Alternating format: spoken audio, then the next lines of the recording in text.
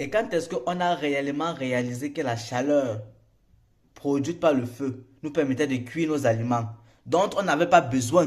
Parce que avant qu'on ne réalise, comment est-ce qu'on vivait? L'histoire de l'alimentation. Et ça, tu ne le trouves nulle part. On est né, on se conforme, nous tous. On se conforme. On se conforme. On va les appeler les originels. Comment est-ce que les originels vivaient? Mais ça, il faut qu'on le sache pour continuer à vivre. Aujourd'hui, quelqu'un meurt à 80 ans, on dit qu'il a trop vécu.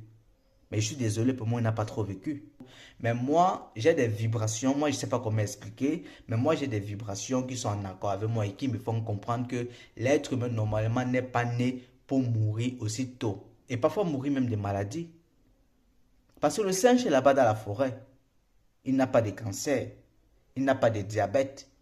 Le seul problème qu'un singe peut avoir comme santé, c'est un problème physique. Il peut se casser la patte, il peut se blesser, il peut tomber sur un piège. Mais toutes les maladies, la sinusite, le rhume, tout. Regardez même en hiver, comment il fait froid. Les animaux qui ne baignent pas, ils sont dehors. Bien sûr, ils ont la fourrure. Nous-mêmes aussi, on a nos fourrures. Hein?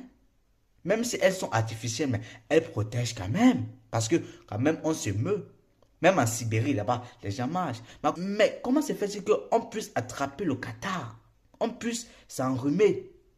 On puisse attraper le cancer, le diabète, la sinusite, la lèpre, le sida, le VIH, comme vous voyez, je m'en fous comme vous l'appelez.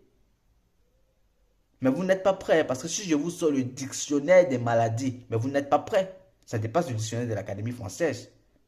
Vous n'êtes pas prêts. Je dis vous n'êtes pas prêts. Moi, je me pose mille et une questions, mais je ne trouve pas de réponse. Comment est-ce que l'être humain, qui serait Homo sapiens sapiens, donc le plus sage, le plus intelligent, serait le seul animal à tomber malade?